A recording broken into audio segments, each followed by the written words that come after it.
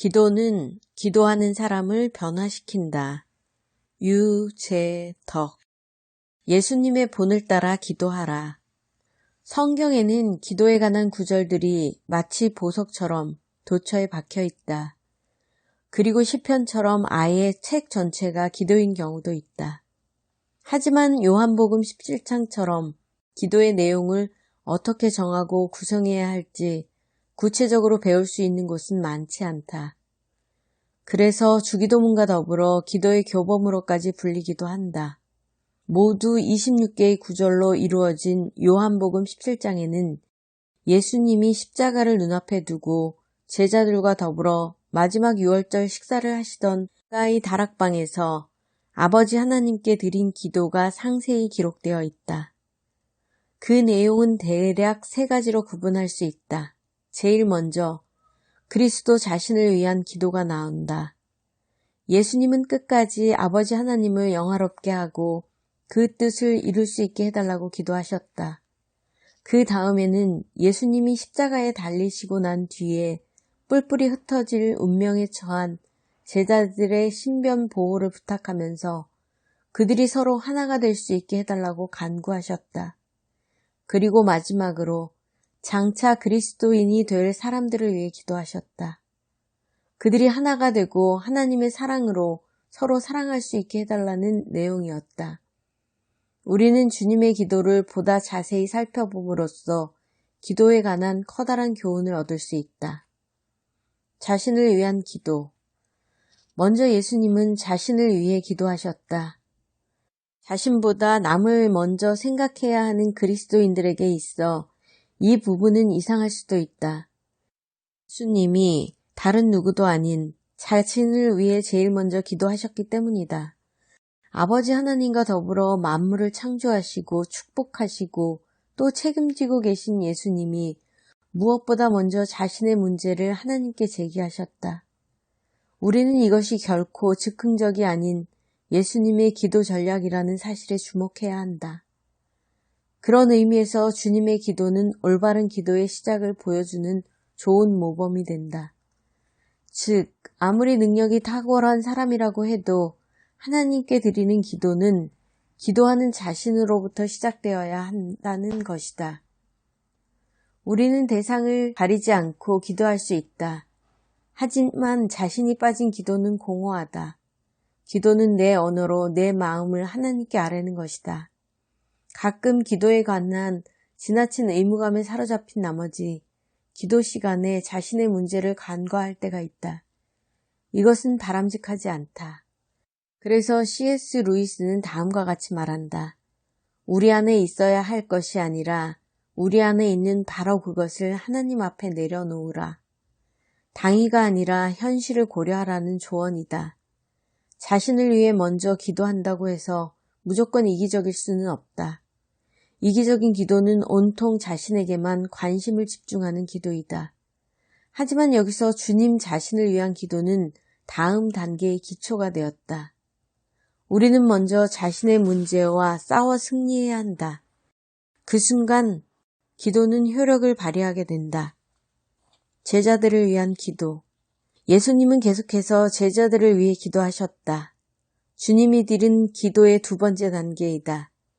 예수님은 이때 하나님을 거룩하신 아버지여 라고 부르셨다. 신약 성경에서 예수님이 하나님을 거룩하신 아버지여 라고 부른 곳은 이곳 이외에는 찾아볼 수 없다. 여기에는 각별한 의미가 담겨 있다. 제자들을 남겨둔 채 떠나야 하는 예수님의 마음은 결코 편치 않으셨다. 제자들만 덩그러니 남게 될 때 그들이 자신들을 희생하고 거룩한 제자로서의 삶을 지속할 수 있을지 염려하신 것이다. 그래서 기도하셨다. 거룩하신 아버지여 저희를 보전하사 하나가 되게 하옵소서. 내가 비옵는 것은 저희를 오직 악에 빠지지 않게 보전하시기를 위함이니이다. 저희를 진리로 거룩하게 하옵소서. 우리 역시 주위 사람들, 곧 사랑하는 우리의 가족과 이웃, 그리고 각자 소속된 교회와 사회 전체를 위해 예수님처럼 기도해야 한다. 특히 그들이 무엇보다 악을 멀리하고 하루하루 그리스도와 동행하면서 안팎의 삶이 거룩해질 수 있도록 쉬지 않고 기도해야 한다. 그들이 누구보다 하나님을 존경하고 사랑할 수 있도록 기도해야 한다. 로버트 스프라울의 말처럼 하나님이 존경받지 않는 곳에서는 그분의 모습을 지닌 사람들 역시 존경받지 못하는 고통을 겪을 수 있기 때문에 우리는 이 땅 모든 사람들이 하나님을 존경하도록 기도해야 한다. 모두를 위한 기도. 마지막으로 예수님은 제자들은 물론 나중에 믿음을 갖게 될 모든 이들을 위해 기도하셨다.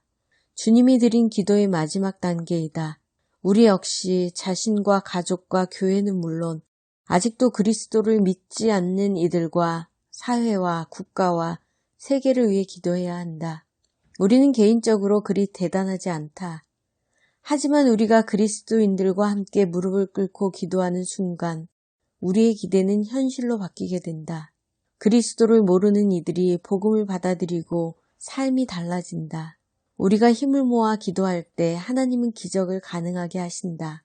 사슬로 유명한 이블린 크리스텐슨이 엘바도르에 도착했을 때는 이미 반군이 전기 공급을 모두 차단한 상태였다. 곳곳에는 내전 때문에 고철덩어리가 된 탱크들이 나뒹굴었고 군인들이 총을 메고 거리를 누볐다. 그녀가 강연이 예정된 대학으로 향하고 있을 때 갑자기 앞서가던 차가 공중으로 치솟았다. 설치되어 있던 폭탄이 터진 것이었다. 일정을 끝내고 다음날 공항으로 돌아갈 때도 위험은 여전했다. 갑자기 강도들이 나타나 그녀의 차가 뒤따르던 택시를 습격해 물건을 빼앗고 승객들을 끌어내렸다. 강도들은 곧장 그녀가 탄 차까지 덮칠 기세였다. 크리스텐스는 간절히 기도했다. 바로 그 순간에 자신의 안전을 위해 기도하는 수천 명의 중보 기도자들이 떠올랐다. 그러자 순식간에 두려움이 사라지고 기쁨이 가득했다. 기도는 이처럼 기적을 가능하게 한다. 예수님의 기도와 관련해 특별히 눈여겨볼 것은 그분의 사랑이다. 예수님이 급박한 위기의 순간에도 계속해서 기도하실 수 있었던 것은 아버지 하나님과 더불어 우리를 사랑하셨기 때문이다. 예수님은 아버지 하나님과 다시 함께 있기를 갈망할 정도로 그분을 사랑하셨다. 또한 예수님은 서로 헤어지는 것 때문에 가슴 아파할 정도로 제자들을 사랑하셨다. 그리고 예수님은 세상 모두가 하나님의 사랑을 체험하기를 바랄 정도로 세상을 사랑하셨다. 예수님의 이 모든 심경을 종합해 보면 예수님으로 하여금 기도하게 한 원동력은 다름 아닌 사랑이었다. 예수님은 사랑 때문에 이 땅에 오셨고 사랑 때문에 우리와 함께 지내셨으며 사랑 때문에 우리를 위해 기도하셨고 사랑 때문에 십자가에 달리셨다. 지금까지 우리가 가족과 이웃과 교회와 세계를 위해 그리스도처럼 간절히 기도하지 못한 것도 사실 따지고 보면 그리스도의 사랑이 결여되어 있었기 때문이다. 우리 모두 주님의 사랑으로 자신을 위해, 가족과 주위 사람들을 위해, 그리고 더 나아가 그리스도를 모르는 이들과 우리 사회, 그리고 세계를 위해 기도해야 한다. 이것이 바로 우리 주님이 하나님께 드리는 기도의 핵심이었다. 헨 가이어는 다음과 같이 말한다. 십자가의 성 요한은 말했다. 하루가 저물 때 우리는 사랑한 것을 기준으로 심판받을 것이다. 하루를 돌아볼 때 정말 중요한 것은 무엇을 했느냐가 아니라 그것을 어떻게 하느냐이다. 적은 사랑으로 많은 일을 하는 것보다 많은 사랑으로 적은 일을 하는 것이 낫다. 하늘의 심판에서는 무슨 일을 하더라도 사랑이 없으면 마치 수많은 경범죄 재판처럼 손 한 번 흔드는 것으로 간단히 처리될 것이기 때문이다. 기도 역시 마찬가지다. 우리의 기도는 양이 아니라 사랑으로 판단된다. 기도는 기도하는 사람을 변화시킨다. 유재덕